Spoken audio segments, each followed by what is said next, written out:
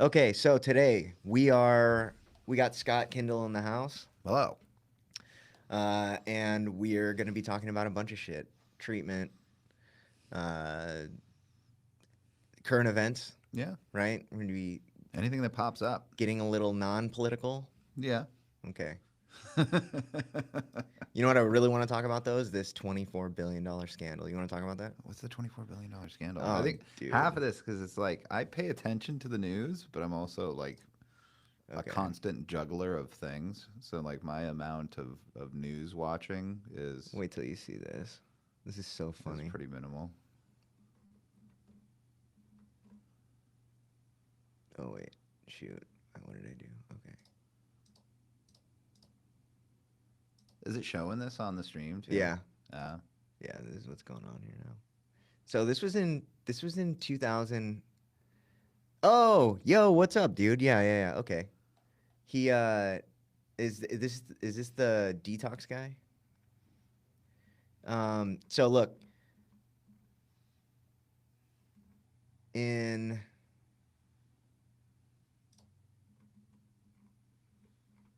2018, right here, auditors slam California's $24 billion spend on shelters and rent subsidies with little to show, with a 53% rise in homelessness. They created a $24 billion package in 2018. Then they said, we're going to look at this. Look at how crazy this is. Fraud, lies, luxury buys. Dude, they put together a $24 billion package. huh. And at the beginning of it, they said, look at this. At the beginning of it, they said, let's do a bunch of feasibility studies. Let's get a bunch of information around this stuff. We're gonna tackle the homeless problem in California. Uh huh. Now, what does this take? And one of the questions that they asked was, how much would it actually cost to house every homeless person, to house them for a year and give them X amount of money? And it was like $1.6 billion. And then they kind of used that as like a jumping off point to like build this package. And they were like, we can't actually like house them like without supervision. So we're gonna need to like create NGOs and all these businesses. We're gonna have to build So housing it options and ballooned up to 24 billion. got it up to $24 billion. Uh huh. So they had And then homelessness has risen since then. quadrupled Quadruple. in 5 years. Wow. Yeah, and Wow. what ended up happening was funny. There was a this is a crazy one too. This guy got a $26 million project approved. Through that subsidy. Yeah, Yeah. probably bought a house for himself. Huh. But there's another one. I wanted to find it. So like why did it like so was it corruption? Or Oh, like where dude. did that money go? Or was it just a drop in the bucket of actually it was needed? Or was there like a societal shift or something where So more people look at it. Look at what it's saying. were trying to Fraud lasagna. fraud lasagna? Look at this. DOJ. This was a month, 2 months ago. DOJ accuses real estate developers of $50 million funding fraud. This is all connected to that $24 billion. There was Huh. another one. So they created this package, $24 billion, right? There's this money sitting there. Now they're like, okay, we're gonna create all these NGOs, we're gonna create all these organizations, and we're gonna distribute the money. This one got a $20 million deal, and the deal was you were going to build a 132 bed facility, and we were going to give you $5 million up front, and then the clock starts. You have 2 years to build, or you have 4 years to build. They gave them $5 million a year for 4 years. At the end of that, they never even broke ground. Really? Yeah, Wow. Wow. isn't this crazy? It is. Look at this. Let's see what this one says. Yeah, so billions mismanaged. Audit finds California's homelessness program hasn't been tracked. Well, because I think it goes down, and this is like a big topic, but it's like, what's the actual solution? Well, this is the thing, right? Is You know, how are you going to like, try to systemically, socially fix an individual problem? well, and then it also it like over like, and that's like one of the frustrating realities of like addiction issues, of mental health issues, is that if somebody is in a sound state of mind, it's well within their right to drink themselves to death if they want to, For sure. which is like heartbreaking and horrible on so many different levels. But it's like, how do you balance individual freedoms and rights with helping, with helping people that need the help? Because I think of like so many clients and people that I've worked with over the years that are in that in between phase where it's like they're not so acute with their mental illness that it's like you can get the courts to supersede and get them like committed or forced to get some type of help. Well, so that's the thing, You right? know. Like, I don't know what the homeless population was like when you were like doing your homeless arc, but in California, in San Diego specifically, they did a like a homeless census. So I was homeless at the beginning of this package, Mm. right? And so they went and like did a head count, and they came up with these numbers. They said 2,500 homeless people downtown San Diego. Well, I've done during that 3 years of me being homeless, like solid 3 years of being homeless, I'd probably done drugs with every single one of them. Like it is a very small. That's a lot of people, but it's a very small community, and they all congregate in the same places. Mm. And of that 2,500, I would definitely say that maybe 100 of them were actually mentally ill. That's it. Wow. Yeah, the rest of us would have these conversations about how, yeah, everybody ends up homeless for different reasons. I chose to be homeless. Some people get forced into homelessness, they circumstantially or whatever. But at like by the time you get acclimated to the homeless lifestyle, nobody wants to stop that. There is no responsibility. There is no like connection to the rest of the world that says that like you have to, let's see, you have to participate in like taxes or anything like that. Like by the time I was a couple of years homeless, I was having conversations with people that were like, I don't want to do anything else for the rest of my life. I Like wanted to. all of us. And forward facing, like public facing, they would have the news come down or whatever. And I've seen all these interviews with people that I know, Hmm. and they're like, we don't have access to the help that we need, and we need jobs and we need this stuff. And I'm like, I've talked to this guy before. Even if he had it, he wouldn't take it. Mm. Well, that's yeah. Because my experience with homelessness was like a drop in the bucket Yeah. compared to yours. You know, like Yeah. I was a ball and you were major leagues. You know, Yeah. you were in it. Yeah. I And was I was mine definitely was in like it. a short stint.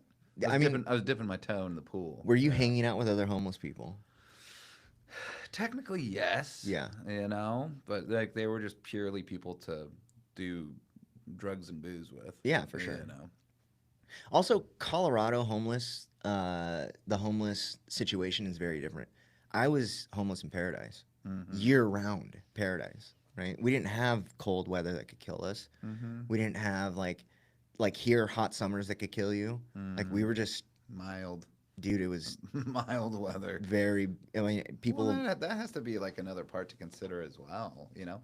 Well, because that's like, that's one of the difficult parts about it is it's a state by state issue, for sure. but it's a national issue as well because it's like, all right, so we have, like there was the things of wasn't it like New York shipping, Oh yeah, like Texas did it, yeah, New just York did they're it, just Florida did it. throwing Yeah, their homeless people into buses and then sending them to giving them California. $100. Yeah. And so it's like, all right, so it's really, this is like an American problem, Yeah, oh, yeah. you know, Well, like I mean, really, it's a human problem. it's a human problem. There's been Yeah. homeless people. There's homeless people in the Bible. Hmm. Man, that was 2,000 years ago. There was homeless people before that too. I mean, it's the face of homelessness is definitely different today than it probably was 2,000 years ago.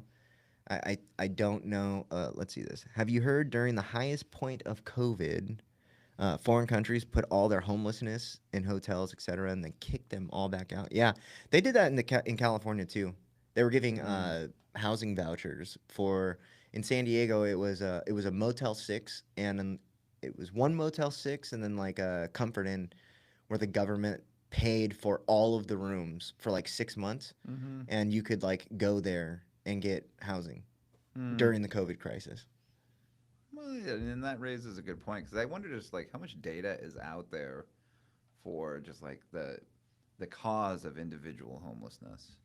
You know, They do is have homelessness statistics even around like the this. right term nowadays? No, no, no, no. It's Yeah, unhoused, right? the chronically unhoused. Chronically, yeah, but it's like because I'd experienced that. Because I don't want to take anecdotal like my like all right people that I met, Yeah. right? And because it's also I think that's the other part.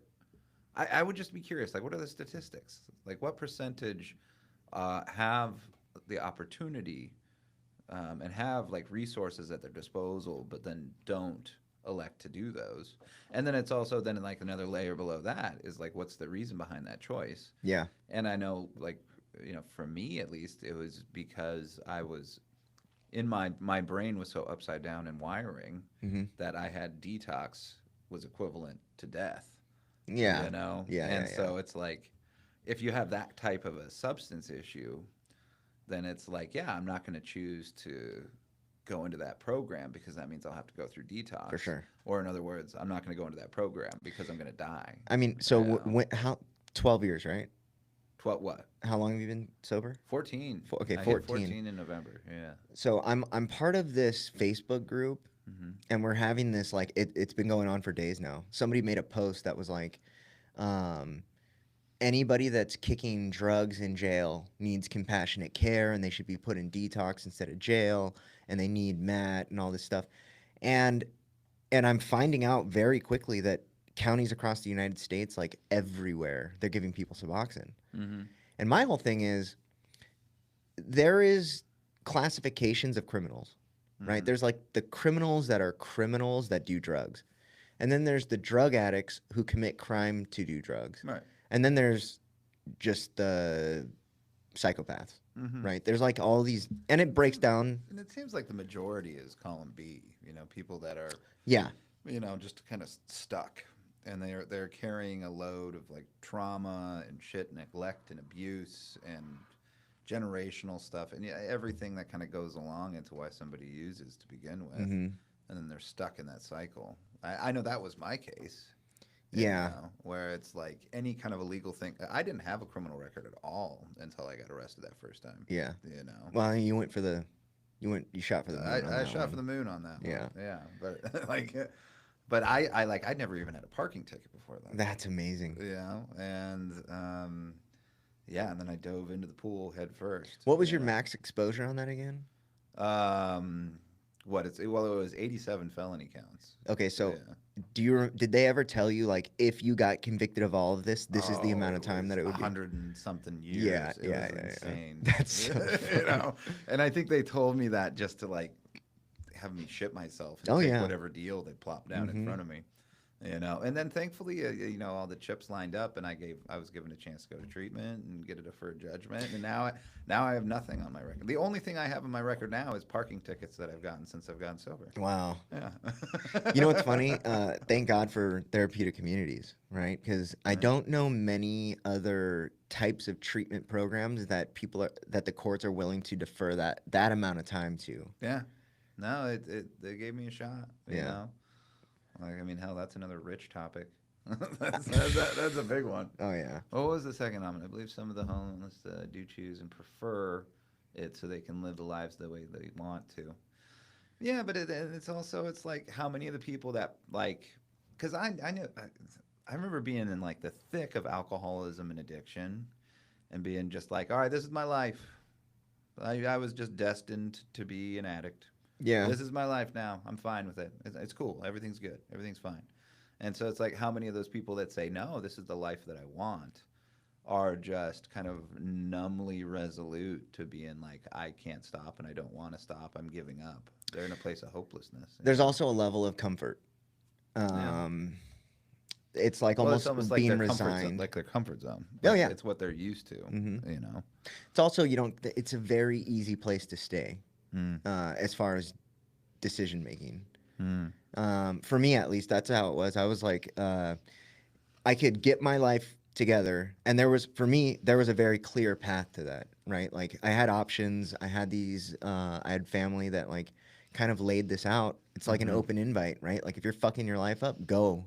Mhm. But if you want to come back, this is how you do it. Mhm. My whole thing about it was like, I couldn't stop using heroin. Mhm. And so that in and of itself was the biggest barrier, but the decisions around it, like making that first step. What is the first step? How do I do that? Like, Mm.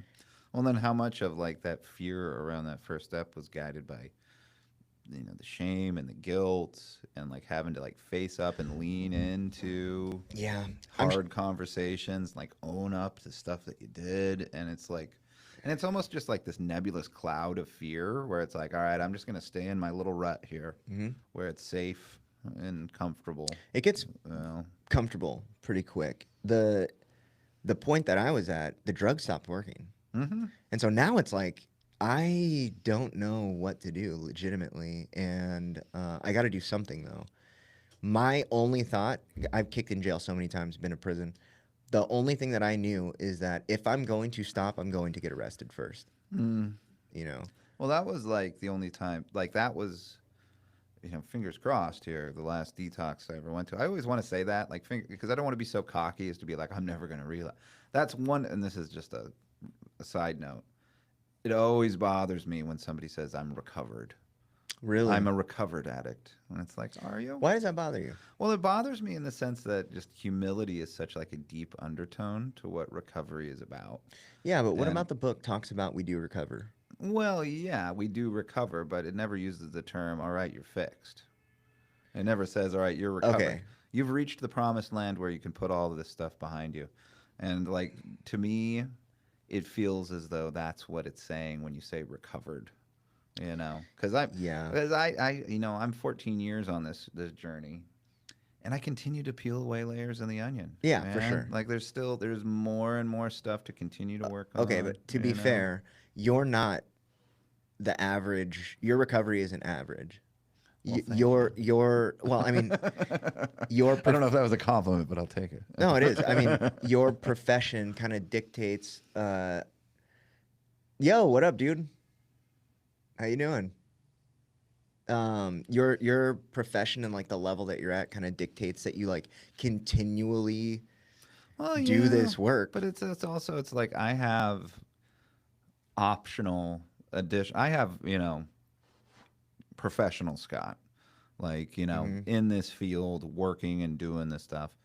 But then I also have my own recovery program that's completely separate from that. For sure. I You mean, know. and you need to. Well, yeah, and that's something that like, and that was like the cautionary tale that I saw from Oh so many yeah. people over the years that I was working with, where they would make working in recovery their recovery program, Yeah. and I did, and then I had a close friend of mine die that I was working with, and that was like the little silver lining that came from that was realizing, oh shit, I'm doing the same thing he was, Hmm. where it's like, all right, I'm bathing myself in recovery all day by talking about it and being in a recovery center. But that's different than having like my own community and like working with a Yeah. therapist and Yeah. like, Yeah. you know, The therapy part I feel like is heavily neglected once you get into like a professional mode in the industry. Have you read you know who William White is, right? yeah. Hmm. Okay. Have you read his book Slaying the Dragon? I haven't. I have it. Yeah. I'm reading it and Yeah. I will give it to you when I'm done. Okay. It Yeah. is I've one of heard the about it. dude, it's an Yeah. eye-opening book. Is it? Yeah, right now I'm talking I'm reading the part where they're going over how it transformed from the field of recovery into the treatment industry. Mm. Like when the language changed, when the intention changed, when all like and how we went from like almost 100% efficacy and like outcomes were like through the roof to like where we are today. Interesting. Yeah, it's such an eye-opening book. I bet. I bet. When was that shift? Like 20 years ago? 85. 85. 85. Wow. Yeah, it Well, then, was and that's a around. crazy thing to look at too, because like, what was treatment before '85? It was all TCs, Yeah, like, dude, that is such a good point. Yeah, like, well, that, and then like Betty Ford, like that's Hazelden. Hazelden, Yeah, like that's it. Yeah, yeah, is a different animal. it was. Well, then I wonder how much of it is like, venture capitalism and capitalists and So that's another part about it. like the for-profit part of it. Well, and I have nothing against a for-profit treatment program if it's done correctly, or if it's done in an ethical way, and the majority of them are. But it's like, yeah, it's how do you best help people, Um, well, then I wonder also because how much of it is more so influenced by insurance then, Well, you the know, payers set because the pace for what treatment is. right, right, and they want to, you know, spend the least amount. It's a fail first approach, Mm-hmm. you know, where they want somebody to fall flat on their face before they will authorize more Mm-hmm. and have it be, you know, very apparent that this person is really really struggling before they authorize more time and treatment. Yeah. And so that's how you get, you know, people that get 28 days and then they're out on their ass, Yeah. you know, when in reality it's like, all right, if you can do a 90-day of like good treatment, then the outcomes are significantly better, So you back in the know. day, now people say exposure to treatment dictates outcomes. But Mm-hmm. when this phrase was first coined, what they said was length of exposure to treatment dictates outcomes. And Mm. then 28-day model became normalized and they dropped the length. Mm. Yeah. Yeah. And it's like, there's some crazy what that implies to me is scary, right? Mm. Because 28 days, we all know it. Everybody knows it. It's not enough. No, it's not enough. I mean, it's enough for a very small percentage of people that are truly at that place of openness and willingness, Okay. and then they do a shitload of continuing care after that. Right. There's But commitments to lower level of care. like, but a lot of times with most, and I saw it over and over and over again, where somebody would come in with that 28 days, like that's the only thing they were willing to do. Mm-hmm. Like that's it. And they come in with that, and their head just starts to clear on like Mm-hmm. week 3. They're on like day 24, and then you're actually able to start doing good work, and then Well, they're out the door later that week. and that's You the know? shitty part is like, Yeah. I know plenty and plenty. I mean, I've done a lot of treatment where it's like your last 2 days, you start to like get nervous and shake where it's like, I don't want to leave. Mm-hmm. How do I stay here for longer? Like, what do I got to do? It's like there, it's just not an option. You Yeah. like make commitments to lower levels of care, but a lot of that nervousness comes from like, am I gonna go back out there and fuck up? Mm-hmm. It's like, what is gonna happen right Well, now? then it also just depends on what, like, where that person is at. Yeah. You know, because like if you're in that pre-contemplative, just kind of living in the dreamland, early treatment attempts, it's like, you know, shame and guilt and comparing yourself to other people Yeah. is the top priority. And so it's like, no, I'm going to be fine. I'm going to be fine. No, I'm going to put this behind me. I'm never going to think about any of this stuff again. It's going to be totally fine. You know, and then those are the people that can justify drinking again, and then that leads to the other, leads to the other, leads to the other, and then they're back in treatment again 6 months later. You know, I mean, if they're lucky now. if they're lucky, yeah. Yeah. We've gotten into this position where it's like really scary. I really fear for people out there doing drugs. Yeah, well, It. from the fentanyl Mm-hmm. aspect, yeah, I'm very, very grateful that fentanyl was not a thing when I was using. Yeah. Like, 'cause Jesus Christ, man, like yeah, I would have died. Oh, I'm sure. Like, well, then even just, yeah, I mean, fentanyl was around back then, but it wasn't like Prevalent. prevalent. It wasn't Yeah. everywhere. You know? Yeah. What I found out was that there was this thing called China White, Yeah, I and remember the tales of China White. and fentanyl became a thing, and everybody realized, wait a minute, that's what this was that whole time. Oh, really? Yeah. I never connected that. Yeah. I haven't heard the words China White in probably 15 years. Crazy. Huh? But yeah, I mean, it's a very eye-opening book. I've made a bunch of posts about it and Yeah. like highlighted. Actually, one of the most interesting things. I mean, it's obviously like very controversial to talk about a lot. I don't know why it is, right? Mm. But like Talk about which? Just like, some of the things that is in this book, I'll read you. well, as long as it takes an honest appraisal of like what's working and what's not working, Well, you know, because there's a whole lot that is working. You know, it's just, read that. what, the underlined part there, The highlighted and underlined. highlighted. Heroin was shed. Not so much from hitting bottom as from a desire to reclaim something positive out of life. Uh, do you mean the underlined part there? All of it. All of it? Da, da, da, da. Addicts are not a homogeneous group. Not all people who use heroin become physically addicted to it. Addicts may or may not be involved in drug related criminal activity, and addicts may or may not show a pattern of self accelerating drug use. Some addicts move from active addiction to self initiated and self sustained recovery without benefits of treatment or mutual aid. Yeah.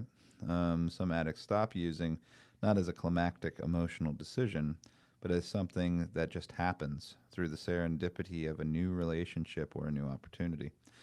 Well, yeah, I mean, and that's like that's ultimately like what treatment is all about. And this is something I've thought about a lot. Is it's like um, how can a program or institution accelerate that process of getting that person to that place? Yeah.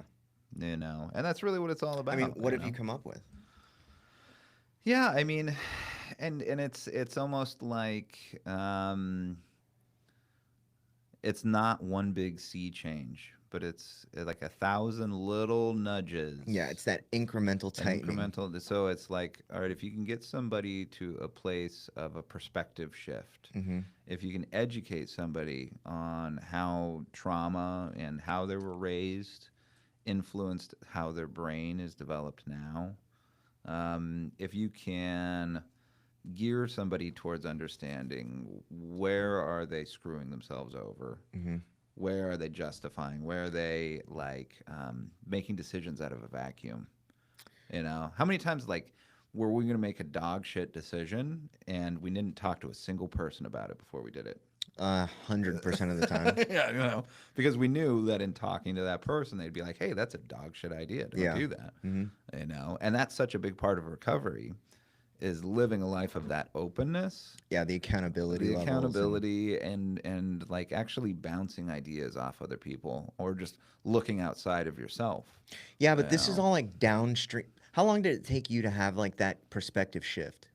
a good 6 months, Yeah, see, at 18 least. months. Yeah, I It took mean, I'd say like the beginning stages was 6 months, but like really 9 months, and then honestly, like the first 2 years of sobriety mm, were day by day.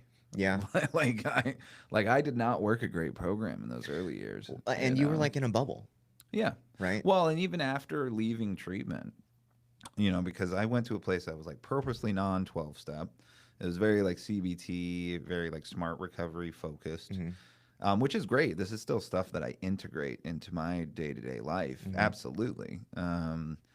But I had so much about myself that I didn't understand, Mm-hmm. and the stuff that I do, and the amount of energy I would waste on things that either were never going to happen, that were like, so it's like catastrophizing, Mm-hmm. thinking about what if scenarios, or trying to pick up on subtle cues from somebody else to read their Ah, mind and be like, oh, is this person pissed at me? I don't understand. What shifted? What changed? And yeah. and so much of that was influenced by childhood trauma stuff. Yeah. Yeah. Was like how I was raised and like being in a fear-based environment through all my formative years, where it's like the Yeah. rug it would be like we would have come home from school and my mom would we would come home and my sister's 5 years older. Okay. We had come home from school and all of my sister's stuff would be out on the street corner. Wow. Yeah. And it would be for something that she had absolutely no idea that she had done, Okay. where it was basically mom processing or thinking about something that was said 4 days earlier, Oh, and wow. hyper ruminating about it, and then being like, all right, well, fine. You can just live somewhere else. Yeah. And that was like the undertone of it, where like there wasn't safety. Like there wasn't like, it was walking on eggshells. Mm-hmm. It was a whole walking on eggshells environment. Yeah. And then that then echoed and reverberated throughout how my adult brain was constructed, Yeah. where it was like I was hyper vigilant to try and pick up on subtle cues of people so that I could Prepare. prepare Right. and find safety and be like, all right, I'm not gonna let my shit be out on the street corner, Yeah. you know. But in reality, 95% of the energy that I put into that were for things that never would happen, Yeah. or like, and I think I had to just like go through the shit, Yeah. you know, where like how many times over and over again did I have like I had to look back and realize like, all right, my perception of what this person thought or what was going on was completely wrong. Yeah. You know. Yeah. Yeah. And Yeah. then, you know, because it would be that like, all right, I would message a like a girlfriend or something, and then Oh, she boy. wouldn't text me back for 6 hours, Yeah. and then this whole narrative, this whole story would bubble in my Oh, head. yeah. And by the time she Yeah. does text you, you bit your fingernails down to the nubs Yeah, and like, right. And she's like, yeah. "Oh, sorry, I left my phone charger at home." And like that would happen like over and over again in just different versions, Okay. So you how did that know. shift happen?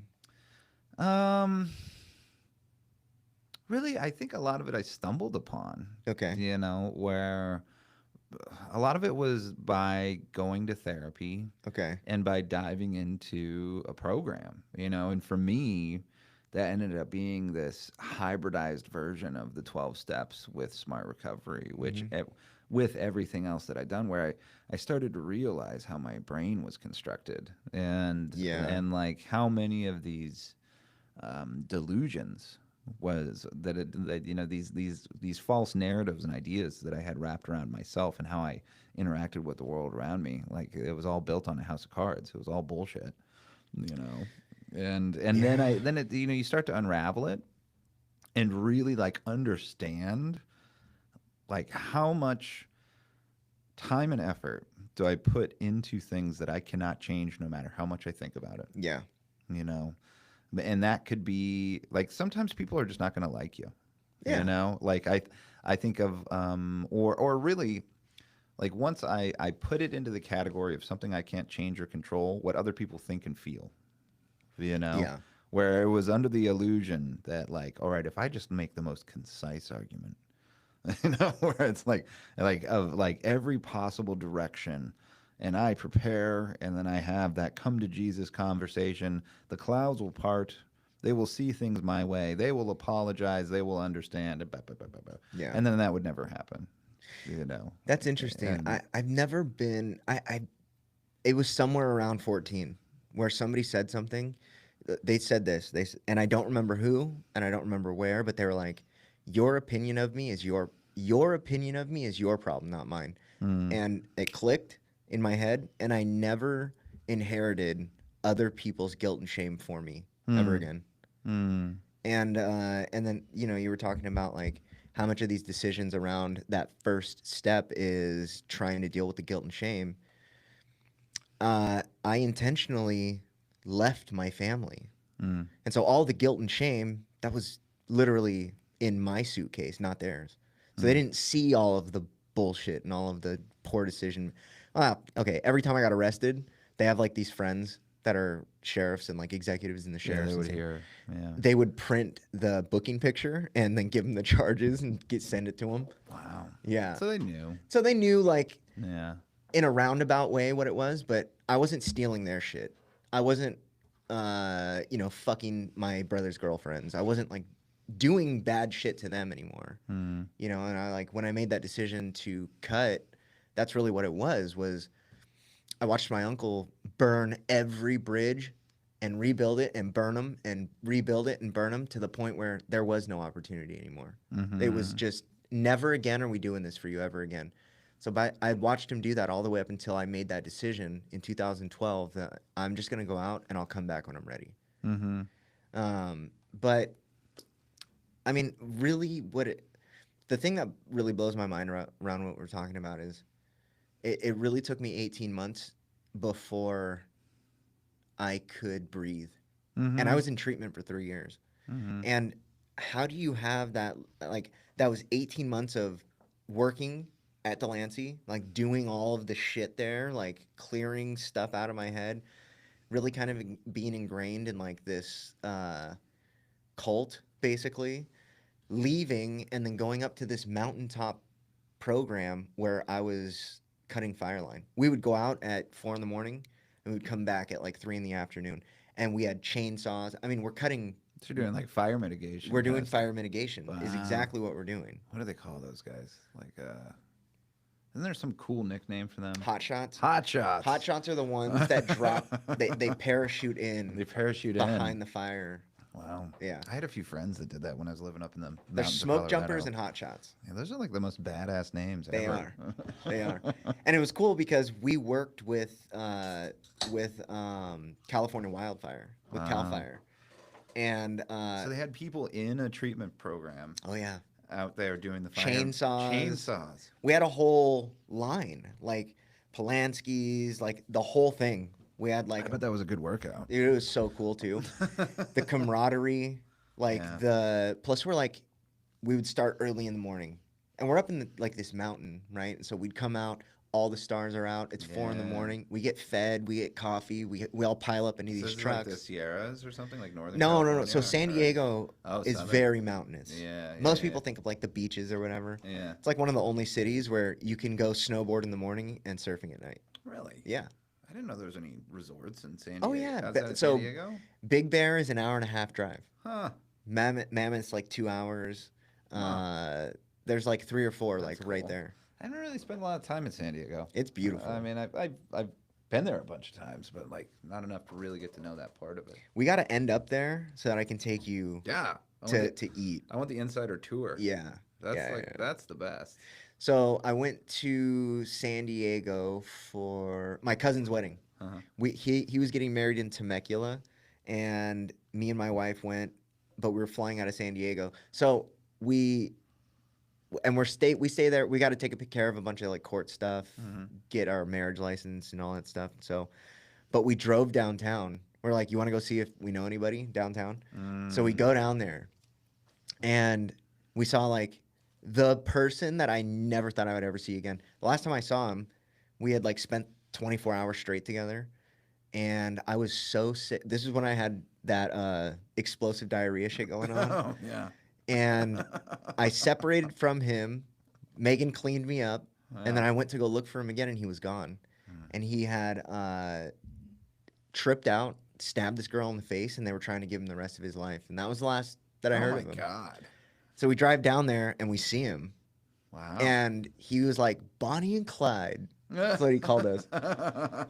But he looked really good. I was happy for him, but he was homeless again. Yeah. Like that was his lifestyle, Yeah. you know? Yeah. But yeah, I don't know. 18 months was like when I really got that first like No, I'd say that's about accurate. And I mean, you look at like ASAM, Yeah. so American Society of Addiction Medicine, like they have those statistical guidelines for like pulling into you. how much the outcomes improve when you hit certain For sure. benchmarks, Mhm. and it goes all the way up to 5 years. Hmm. So once you're at 90 days, 6 months, a year, 18 months, da, da, da, da, da. And they have like And it- statistical facts around data around like it's like 3 months equals 25%, Yeah. 9 months, 18 months, a year, Right, 2 right, years, right. 3 years, 4 years. And once you get up to 5 years, It's like 95%. well, it's this, like, you're statistically the same likelihood of descending back into active addiction as just any person walking down the street. Oh, okay. So you think of like your aunt who's never had an issue again. You at 5 years have the same statistic probability of descending back into active addiction as her, Wow. which is fucking cool. That is really cool. And it's like it's very hopeful to look at it from that way. But then I also think on the flip side, like when I was brand new, 5 years seemed that was a million years. Oh, yeah. Like Oh, yeah. I remember I was in treatment and a guy came in and he was getting his 10-year coin, and I was like, man, this guy's like fucking Yoda. Yeah. Like, like he's like the sensei. Like, how does somebody do that? Yeah. Like I in those, because I never like until this run, I never made it more than 5 days of Wow. sobriety until this run. You got me beat. Mine was 64. 64. In 17 years, 64 days. Well, mine was about, so I started when I was 13, 14, and then it was 26 when I got sober. 12 years. So 12 years. In 12 years, I never went more than 5 days. That's amazing. Yeah. And then even still, those 5 days were like, coming off drugs. coming off drugs, and then I wouldn't even count it because it's like the one that I think of in particular. It was I was resolute to do detox. Like I'm gonna do it this time. I'm gonna do it, and so I got 3 giant bottles of wild turkey. And I like barricaded down in my dad's basement with 3 bottles of wild turkey and just got hammered for 5 days straight. Did it work? No. Yeah.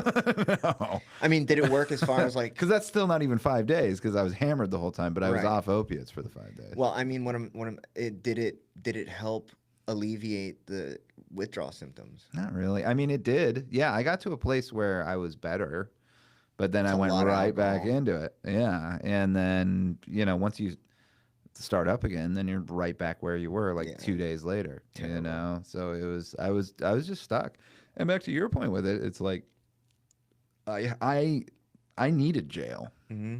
Like going in there and just not having the option to use. Yeah. Like it removed so much of the suffering around it. Like detox is 50% physical, 50% mental. Dude, I would say it's 75% mental. Yeah. I mean, like the physical part of it is there, but it's like just knowing that I had no access to anything. Yeah. That I could not sweet talk my way out of it. I was at a point because I think I told you this. I was in a $250 bond. Yeah. I was in there. I was there for 4 months. Yeah. 4 months, and I had a $250 bond. That is so crazy. And just because nobody would bail me out, and I tried. Like I called my sister, sob stories, made up this whole bullshit thing about me getting jumped. Yeah. And she's like, "I'm sorry, but I'm not going to do anything about it." How do you feel about the this whole thing that's going on in jails where they are giving people Suboxone to kick?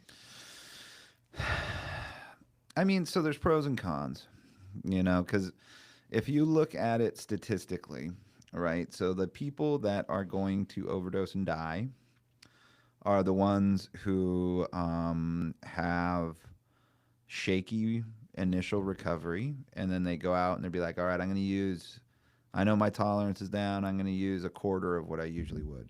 And then that's still enough for them to overdose and die. You Yeah. know? So getting somebody onto something like, buprenorphine, with the naloxone in there as well, so it's got the blocking effect. Getting them on long-term maintenance, it's better than nothing, and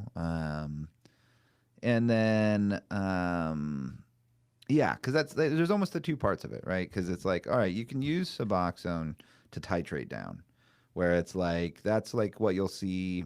What you'll see in a lot of detox programs is you get to this fork in the road during your intake, where it's like, depending on their history, they're either going to recommend long-term Suboxone or do a short-term taper to just try and kind of take the edge off. Mm-hmm. And that's what you'll see in jails as well. And So is that fork based on likelihood, like risk for relapse? yeah, and then overdose history. Mm. So have you overdosed before? What does that look like? Have you ever had recovery before? What does that look like? What is your use pattern like? And they try and kind of quantify what are the chances of this person overdosing, and then use that to determine what path they're going to recommend. And so it's like, because I was like in the early days of Suboxone, I was working at treatment programs, and I was I didn't understand, and I was in that place because there'd been this sea change in the treatment world over the last like 15, especially the last 10 years. Oh yeah. Of acceptance of MAT. Really in the last 5. Yeah. It's super accelerated. Even Yeah. in the last like 2, Yeah, it's yeah. gotten crazy. Yeah. Because I mean, like 5 years ago, yeah, like there was like really predominant big treatment programs that were no MAT. And once I started looking at it from that angle of like, oh, this helps people not die. Yeah. Then it's like, okay, like it makes sense. And then it's also like if you do it the right way, like Yeah. you do it with a doc that understands addiction, and they're not just like getting Suboxone from their primary care doc. They're getting it from somebody that like specializes in it, understands it. All right, here's our exit strategy in the long term. here's what we need to see. And then you're also not just like, all right, here's your meds, go on with your life. It's got to be here's your meds, but The you got to T part but you of got to it. couple this with therapy, with Mm. all the, because it's almost like was it Raiders of the Lost Ark with the big ball? You know, where he Oh goes, yeah, he takes the amulet and then he puts the bag of sand on there. yeah. You know, it's like that if that had worked. You know, where it's like, all right, we're That's removing the heroin, we're gonna put this on here, pretty good. and like, because it's also like, um, it takes like, especially not in a jail setting where you're forced to do it. Yeah, It takes a lot of like determination and mental fortitude and like motivation galore for somebody to detox off of opiates. yeah, And so it's like, okay, if I can replace that with the bag of sand and then get to a better place mentally and then remove that later on down the line, it's like, okay, that makes sense. And then there's just the people, you know, that have that high overdose risk. They've been down that road before, and it's like, what good are we going to do to somebody if they're dead? Like, you can't help somebody that overdoses and dies. You know. Who do we got? We got a lot going on. we got. I failed to say what's up to everybody so far. Oh, you catching up on your WhatsApp? Yeah, Is that person's name just the? that's me. Oh, that's you. Yeah, yeah. So this and this. Oh, This okay. is the It's like that's the most badass username ever if it was just the. this is the Riverside software, and then this Uh, is that's you. yeah. I gotcha. I gotcha. But yeah, dude, it's Yeah, well, then because I was going into it with the echoes of methadone, you know, and methadone's still out there. It still has its own thing, you know. It has its own place. It's appropriate for some people. Don't get me wrong. But like I personally had a bad experience with me methadone, too. and so you know, it just became another examination of my own bias, you know. Where That's a good methadone and point. Suboxone are completely different animals, Oh yeah. you know, and Oh then yeah. especially like methadone versus like Sublocade, very Oh different yeah. animals. Oh yeah. Yeah. Yeah. I Because I used methadone, and as like the majority of the people I was there with used methadone as a safety net, for sure not to kick. not to king. Yeah. So it's like, all right, I don't. And then back then it was, and I know it was probably place by place. It was really loosey goosey. They didn't do a lot of testing to confirm you weren't using at the same time. Mm-hmm. You know, you'd get to a place of clout with the methadone clinic, and then they just give you a week's worth at a time. You Mm-hmm. go on your way, you know. And so then I'd use it for a couple of days, and then I'd stumble upon some money, and then, you know, save the methadone for a rainy day and get high instead. It's crazy. And so I'm betting that's not as prevalent as it once was. You'd be surprised. I mean, I'm sure there's still people out there, you know. Yeah.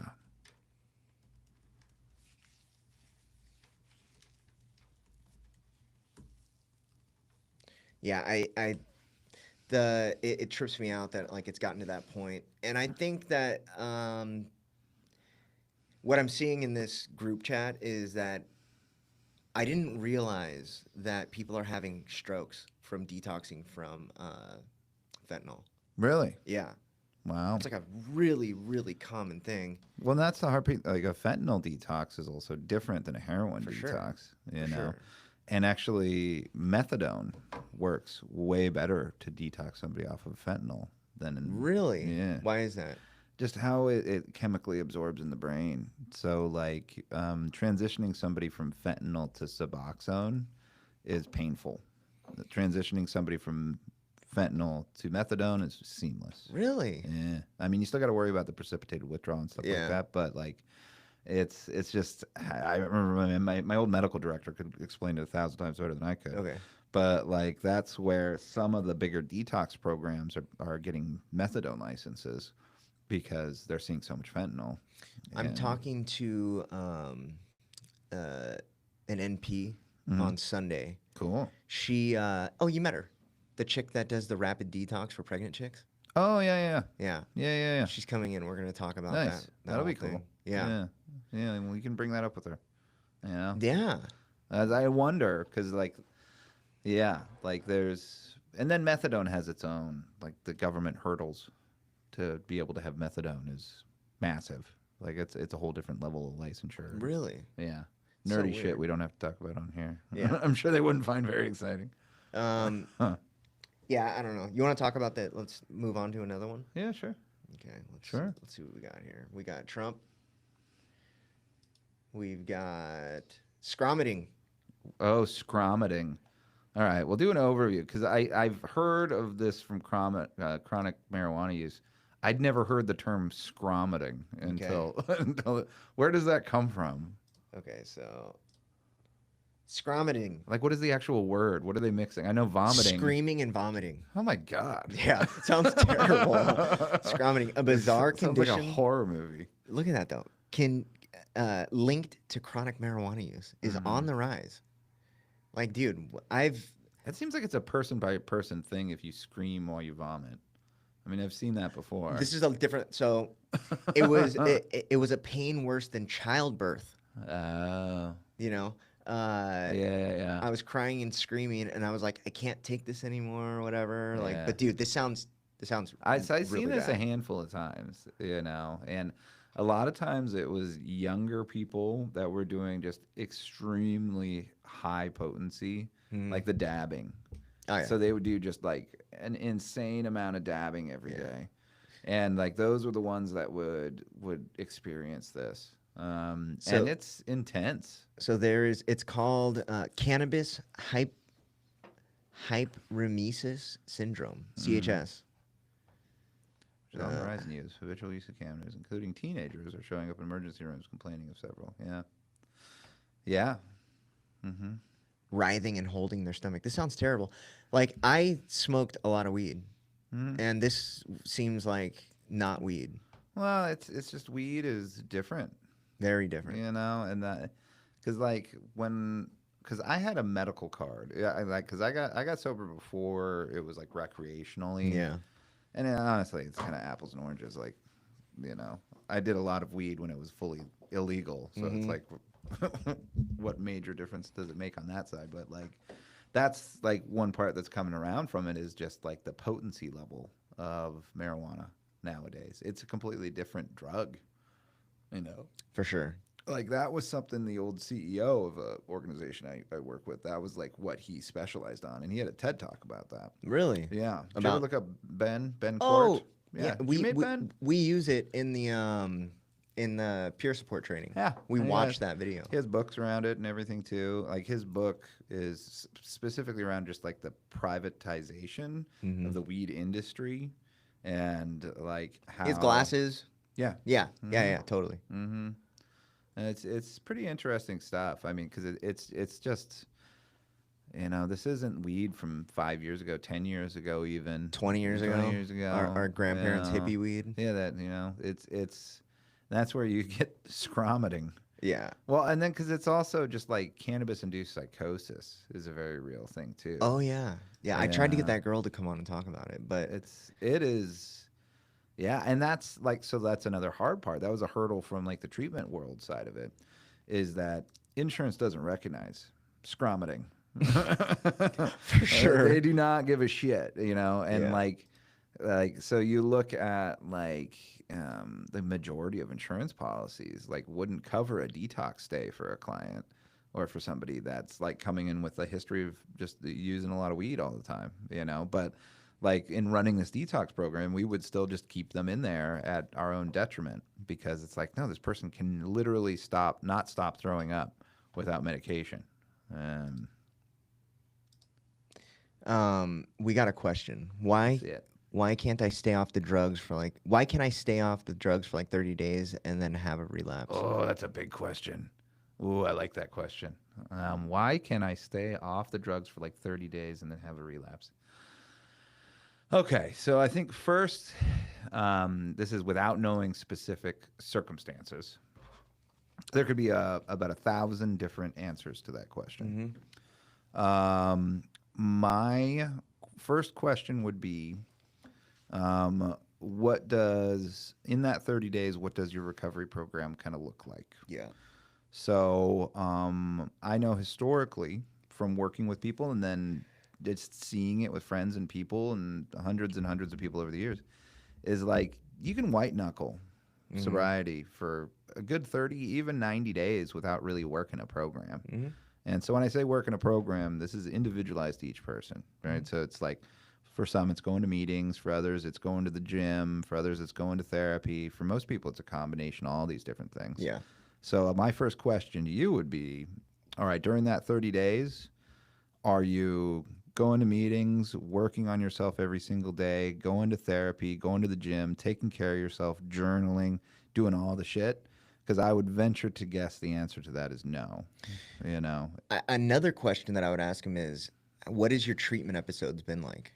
yeah, Have you had treatment exposure to treatment at all? yeah, and because I like that cycle of using, it's like it's likely the all right consequences. I got bad shit that happens. I lost a job. I'm broke. No recovery program. I have a structured day program when I'm doing good. I think, and then going to the gym. Okay, Okay. so it's like what I would say is talk to somebody, be it a therapist or somebody outside of you, and present that plan to them and be like, all right, where are the gaps? Yeah. Are there any gaps? Mm-hmm. Because there's likely then some little tweak that you can do in it that could help. And then it's also because it's like, again, when I was saying at the beginning, it's like individualized stuff. Like, so Yeah. when somebody, say, in the program relapses, like what we have them do is a relapse autopsy. Um, okay, let me finish my train of thought, and then I'll get to that one real Yeah. quick Yeah. here. Yeah. So they do a relapse autopsy. So it's For sure. basically it's a pretty common practice where it's like, all What right, happened? so here's what happened. And so it's not just like I had a really shitty day at work and then I was driving home and I just beelined it straight to the liquor store instead. That's the surface level answer to Mm-hmm. what happened. But then it's the difference between a mental and a physical relapse. Yeah. So, like, if you think of the arc of your mental health, where like I was doing good, I got a daily ritual going on, I'm going to the gym, going to therapy, doing all the stuff. What point on that timeline did that deviate? Mm-hmm. Where, and a lot of times it can be justifications, it can be like, I got into a really heated argument with my therapist. I need to find one that's more trauma informed so I can start digging into my stuff. And then a month goes by and you haven't found a new therapist, Mm-hmm. And so it's just like the brass tacks, black and white of like, when did you first start deviating from that path? And that's the big thing to explore. It's not because Yeah. like a relapse, a very popular misconception is that relapses are just like, getting T-boned or just like a bolt of lightning. For sure. You're just walking down the street and then boom, relapse hits. But there's a slow rev up period Mm-hmm. that happens before that. Um, but now to answer that other question. So, but then I have like a spiritual attack where I really want to use and I just can't stop it and end eventually I give in. So, yeah, so like the cravings come on so strong that you can't prevent yourself. You kind of go on autopilot. It's and Yeah. like when I see that, I think of the age old mental obsession. Oh yeah. So it's you get that earworm around a drink or a drug, and then that just kind of goes on repeat, and you obsess and you obsess and you obsess and obsess. So Yeah. Dr. Shaw talks about this, and this is something that just rings so true to me. He says, well, like we'll talk about this, right? You've been clean for 14 years. You have real recovery. How often do you think about a drink? I mean, once or twice a week at maximum, but then even still, it's like very fleeting. Okay, so now this is the point, right? Yeah. The obsession comes from a thought that's charged with an emotion, Hmm. right? And so, where is your emotional stability? Where's your spirit? Because the speed feeds in everything.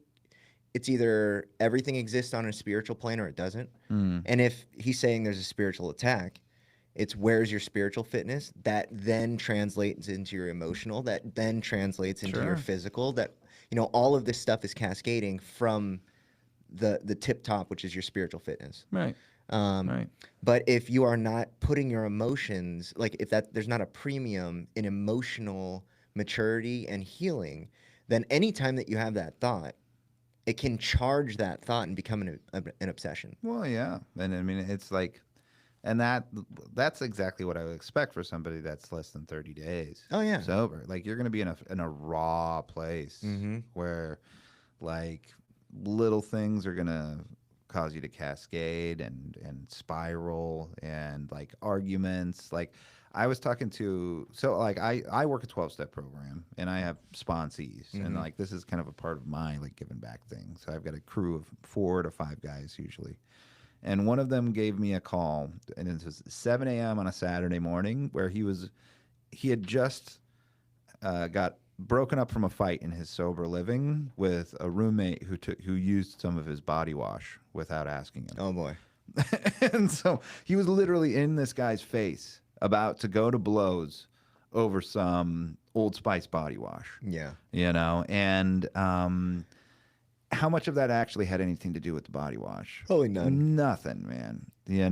And so it's recognizing like, all right, so the spiritual attack is probably propped up by about 20 other things, For sure. and so that's the thing I would put to you is what kind of support are you getting? Yeah. You know, Carlito is his name. Carlito. Yeah, what kind of support are you getting? So like let's say all right, you are working a program, you're sober, you're doing the thing, but you're still say living in the same old house that you were at before.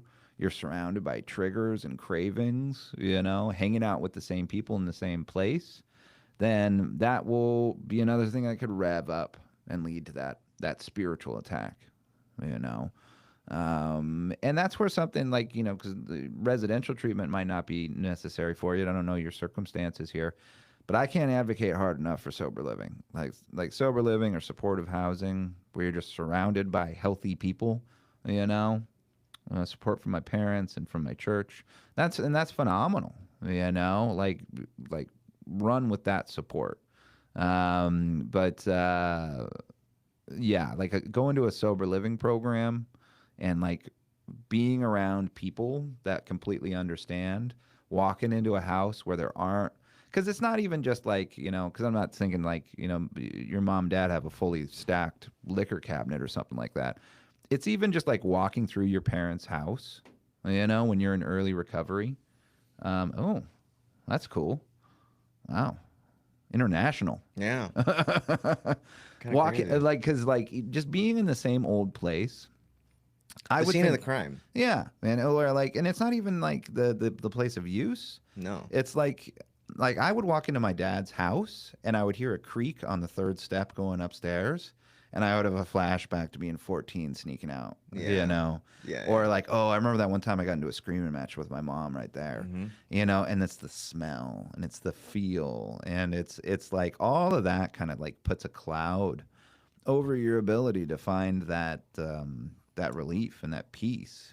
So he You says know. support from parents and church. Mm-hmm. I would challenge you, Carlito, to quite possibly look for additional support. Mm-hmm. I don't know what the relationship with the parents are, and I don't know what the relationship with the church is, but if they are actively watching you go through this, it's kind of hard for them to have an unbiased opinion of what's going on. Right. Like, get people involved that haven't watched you struggle and get their just unbiased, objective opinions and suggestions. Well, and there's probably, I think, with most relationships with our parents, there's a lot of baggage. Oh, yeah. There's a lot of stuff there, and so like they like the support they can offer, maybe financial support, maybe like lend you an ear from time to time. But that's very different than, say, like a therapist or a Yeah. sponsor or even just somebody else that's in recovery. Like they'll be better suited to kind of give you a different flavor of support than maybe what you had before. But that's a great question right there. It's basically the question of, I find myself being stuck in this cycle. Mm-hmm. How in the hell do I get out of it? And that first part of the cycle is, I think, the hardest part. Oh yeah. Because stuff kind of really smooths out. And this is another thing that I tell people all the time is if you're accessing any level of care, specifically residential, though, like it's a bubble. right? Yeah. A And little petri dish, yeah, So you're just a contained, hmm yeah. and it's highly unlikely that you're going to be re-triggered or re-traumatized while you're in that Right. situation. But when you, it's when you leave there that you're now exposing yourself to the stresses and the Mm-hmm. responsibilities of the world. That is really where the highest likelihood of you having this spiritual attack in your terminology is going to happen. Well, yeah, yeah. And I got more. So relationship with my parents are good, but they know the situation. So they know the situation. The church, I mean, my priest, he knows everything, and I call him with him weekly. I gave up on meetings because I could not stay clean. Okay. Can let me say something really quick. Yeah. Um, there is a couple things that Bill and Bob got fucking perfect. They got the Uh-huh. book perfect. They got the sponsor-sponsee relationship perfect. Mm-hmm. And for people who are not going to like dive head first into the program, you've got to have somebody that you're accountable to, and that's Yeah. just the bottom line. Yeah. And then it's like, so the meetings, so giving up on the meetings because I could not stay clean. And I think that's, I would challenge you a little bit on, because I've been to a lot of shitty meetings before. I've Mm, also been to way more good, awesome meetings, but it's not necessarily the meeting's fault that relapse happens, correct. And but then even still, if the answer to that is like, meetings are just not for me, I've given it a go.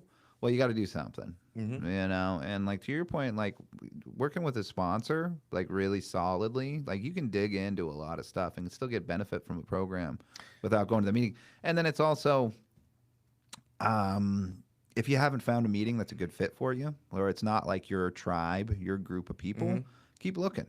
Well, I Like think there's a lot there's, of misconception around what the program is anyway. People mm, think, especially if they aren't really aware of how meetings and the program works, they think the program is in the meetings. mm-hmm. But the program's in the book. Oh yeah, And the yeah, program is really built to be worked out of the book with somebody who's already done it. right. And so they'll go to meetings, they'll have these negative interactions or these circumstantially like negative things will happen in these meetings, and then they reject it wholesale because of what happened in that room. Right. When the Right. reality is you never touched the solution. Yeah. And I mean, and it's the books. It is the readings. It's that daily ritual. Hmm. It's working with a sponsor. I mean, all of that stuff is really beneficial. And I mean, and really just like on everything that you said, I see just a lot of hopelessness, For sure. And it's like, first off, my heart goes out to you.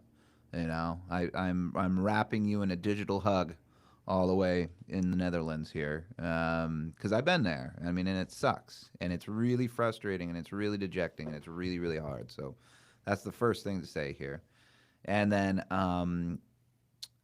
part of the steps, like specifically step two, talks really exclusively around what is our relationship with hopelessness. Hmm. And that was one of the things that I kind of came to realize later on in my journey, that we're all having this battle in our heads between this forward thinking frontal lobe, I know what's right for me, this is what I got to do, and that like impulsive instinctual reptilian part of our brain that's kind of going off instinct, fight flight or freeze, that kind of thing, the addiction part of our head. Yeah, the And reptilian. yeah, right. And there is no more potent a tool for that reptilian part of our brain than hopelessness. Yeah, oh, yeah. Like that is the thing. That is the nitrous oxide. That'll just like rev up, the fuckets and everything else that goes around with it. And so it's like, that's the first thing to kind of challenge is, you gave up on the meetings because you couldn't stay clean. You gave it a try, but then it just wasn't for you. It's like those are the questions like you got to ask yourself with just open honesty and like kind of look in the mirror and be like, okay, Yeah, the question really is like, how honest of a chance did I give it? no, exactly. And it's like, how many different meetings did you go to? Like you'll find some clicky little 12-step groups that maybe just don't feel right, or one person says something that kind of sets you off, or there's a bunch of different things that could maybe go wrong on a meeting.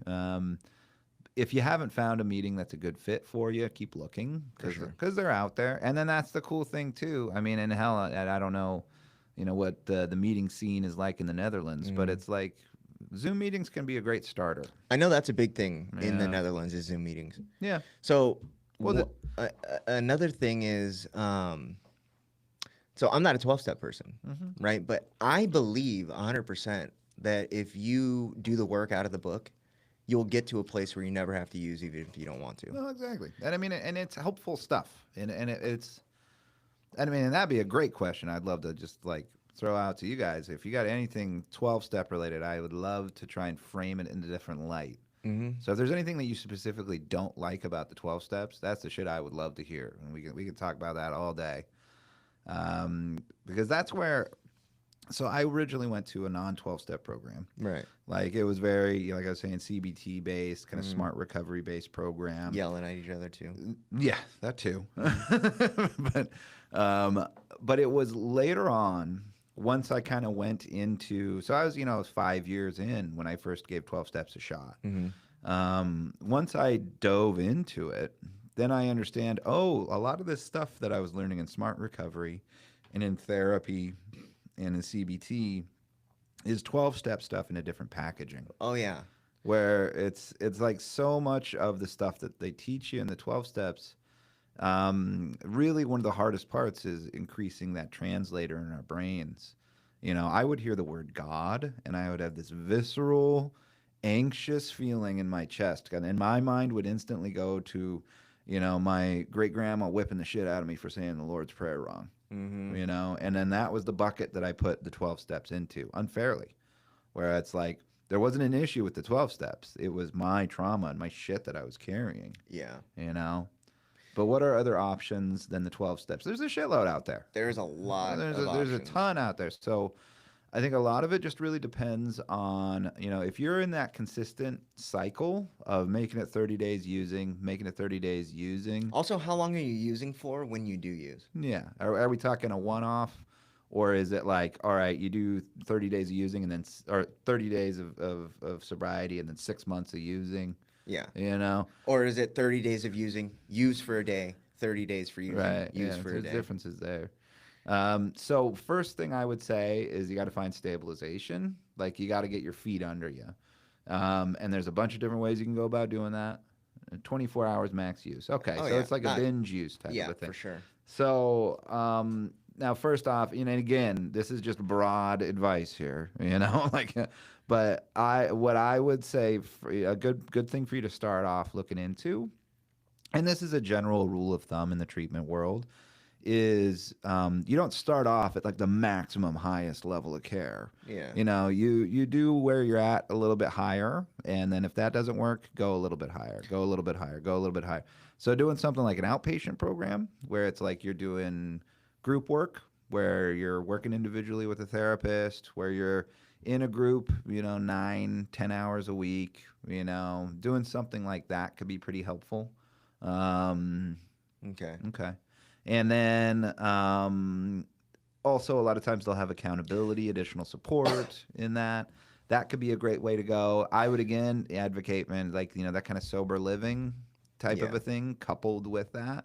Ha, You ha, know, have you ever heard of peer support? I wonder. I don't know. Do they have peer support in I the mean, it's a Netherlands? world. It's a It's around the worldwide. world now, Yeah. right? But peer support for somebody in this specific, because I love peer support, right? And what I have come to believe about peer support is that it should serve as a springboard into a more solidified pathway of recovery. Mm-hmm. So Carlito, I don't know if you've ever heard of peer support, but to kind of answer what other options there are, dude, there's like Dharma recovery, smart recovery.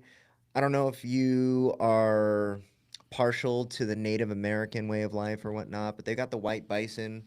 They've got, and then additionally, I don't know if you're accessing or if you're participating in AA, but they have CMA, they have CA, which is Cocaine Anonymous, and Right. Crystal There's Meth different Anonymous. types of 12-step that could maybe be a bit better for you. I went to a 12-step safe house for For three 3 to weeks. four 3 to 4 months. After my rehab. Okay, so that sounds like kind of like a sober living. Okay, were you clean the whole time you participated in this care, in these levels of care? I mean, we could probably assume yes, I would imagine. But then it's also, all right, if you've got a bad taste in your mouth for the 12 steps, going to a 12-step safe house is probably not going to be a good spot for That's you, you probably know? what put the bad taste in his mouth. That probably is, I would imagine. Yeah. So it's like, because there's a lot of different types of sober living out there, and the majority of the time they just want you to do something. Yeah. And so like you've got smart recovery, you've got dharma recovery. So yes, good. Dharma recovery might be a really great one for you to dive into. That's Mm-hmm. like more Buddhist recovery program. There's also the sister program to that, which is refuge Mm-hmm. recovery, which is really great. That one's not as prominent as it used to be. Dharma recovery is pretty solid. After I left, and then 3 days later, I had my first relapse. There you go. Okay. Yeah. So that sounds like white knuckling through the program. Yeah, man. And that's, I think that's the thing for you to kind of explore. Is like, were you had a date on that calendar? Or like were you Mm-hmm. counting the days to get out of that safe house? It's like, oh fuck, I can't wait to get out of here. And then you get out of here and life hits you like a ton of bricks. Mm-hmm. And then you.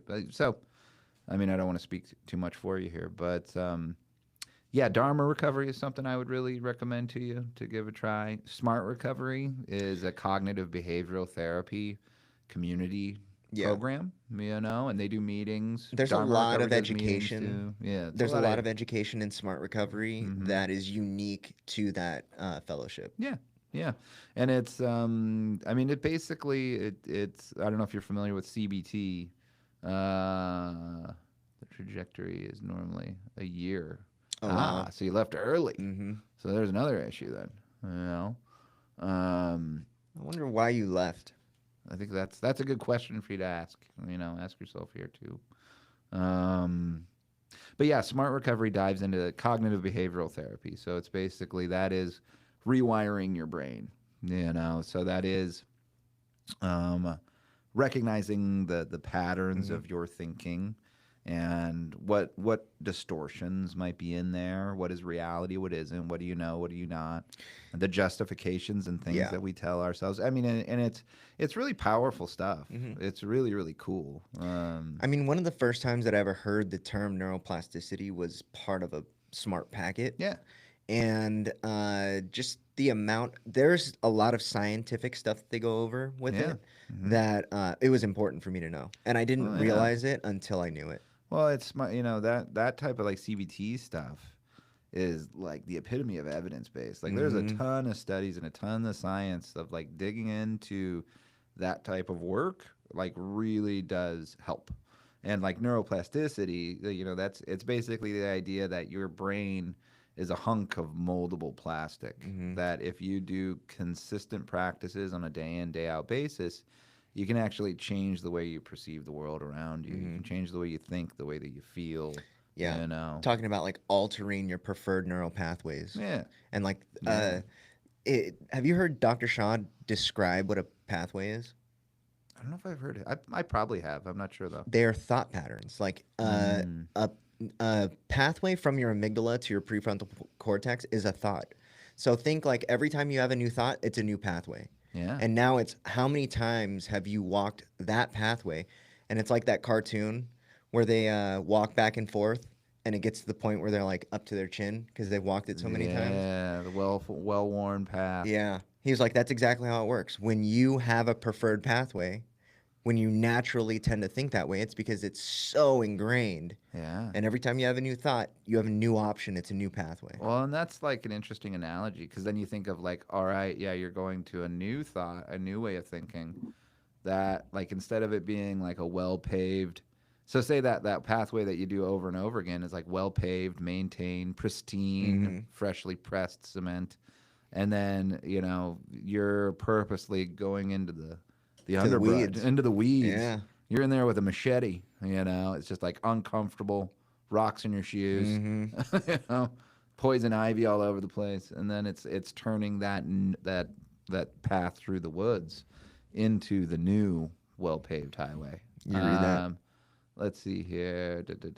I left because I could not go to work and I was limited on my movement, and lived with three other guys in a home and could not really find it with them. Also had outside influence because the safe house was in my hometown. So yeah, man, I bet like we don't even need to outline it here. I bet you can pinpoint some of the issues Yeah. that are sitting there, you know. Yeah. So the big one, low hanging fruit here, safe house in your hometown. Mm. Outside influences. You're still hanging out with like and talking to old friends and influences and those people that are like don't understand recovery, probably don't understand what you need, you know. And so that's a question to ask yourself is like in early recovery, at least, it's probably not a good idea to hang out with those folk, you know. If you can send me your email address, I can send you the full short story. Go to mylastrelapse.com and you can email us on there. There you go. There you go. So that's one part of it. Being in your hometown, you might want to look at a different spot, or depending on where you live, if it's a big enough town, changing your phone number. You know, Yeah. like doing a hard reboot.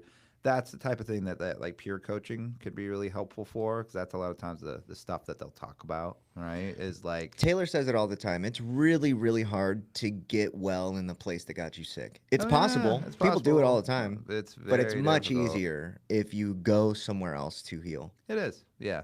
But then it's also the caveat: go someplace else to heal with like structured doing something. Of course, You know, it has because to be there's the intentional. age-old geographic. Right. Just thinking, all right, I'm gonna move to a completely new place, Yeah, I'll and tell you then, what, San Diego wasn't the problem, but it definitely contributed. oh, I'm And sure, so when I yeah. intentionally went somewhere else with a plan and a structure, and it was Then it worked very out. Yeah, worked out. yeah. And I can go back to the city and I'm Mm-hmm. fine. Mm-hmm. But how I could have never done that there. I have 17 years of proof I couldn't do it there. No, exactly. Well, there's too much history and too Oh many yeah. resources for relapse Yeah. and everything else. You know. Okay. I left because I could not go to work. So it was basically, and I mean, I've heard it before, man. Of just like being in a sober living house like that, in that safe house. You got three other roommates, you know, you're butting heads over people using your body wash, you know, that kind of shit. Then people don't like clean up their dishes, and so snores really loud. Oh, and And how then many it's of them like, wanted to be there? well, that too, and You know? it depends on the culture of that group of guys too. You know, like that's the thing I would ask you is like, all right, what is going to be the difference? How different do you think that would have been if like those three guys that you were in there with were like really chill, really motivated about their recovery, really respectful, you had the same interests, you know, you're going to movies with them and hanging out, you're you know, going to I like that like once I found that community and like a people that I could go to the movies with, and then like we would go to a Village Inn. You know, I don't think they have. Is Village Inn even still a thing? I think it's still a thing. I don't know. But we would go to Village Inn and we would just drink coffee until 4 in the morning, just laugh. You know, just have fun and connect. Like once I found that community of people, it made all the difference. So Yeah. the that's always underestimated, the power of the Oh community. yeah. And when you really, I really, really have gotten used to looking through Dr. Shaw's lens. Mm-hmm. And it's really easy when you put it like this: dopamine is me, and oxytocin is we. And if oxytocin is what ultimately is the most effective chemical in your brain that your brain can produce to quiet your amygdala, then you need a lot of it. Right. Uh, 100% different outcome. My fault is that I did not want to a safe house on the other side of the country. Yeah, you kind of got to get over that. Yeah. Sometimes you just got to do. The thing is, uh, the squeeze, is it worth the juice? Yeah. Right? Yeah. There are things that nobody wants to do. Hmm. Nobody wants to stop using. Yeah. I don't. Not many people want to go to treatment. And no, like very, very few Very- people want to go. And the people that do, this is something that I've seen and learned is so weird, right? It's like that person that is ready, that they're going to get clean no matter what, they don't need to go to treatment, Mhm.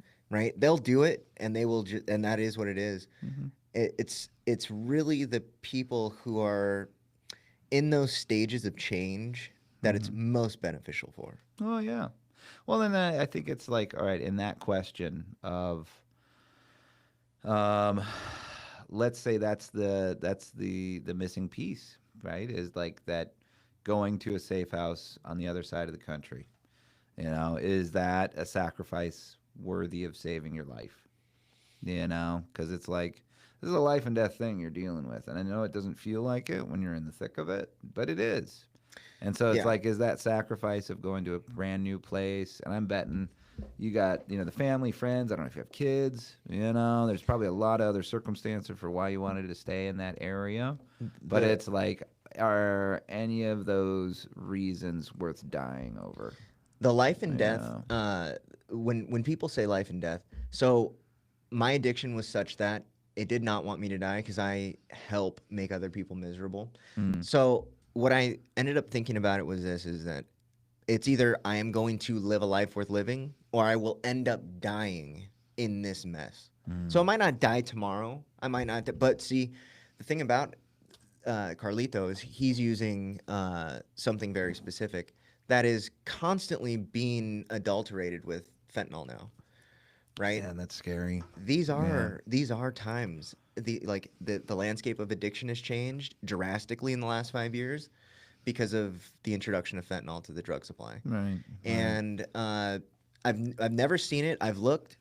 Obviously, I wasn't around when cocaine was invented. I wasn't around when meth was invented or whatever. But we've never had a drug hit the market and within 2 years become the leading cause of death for people under 40 Mm-hmm. ever Yeah. before fentanyl. Oh yeah.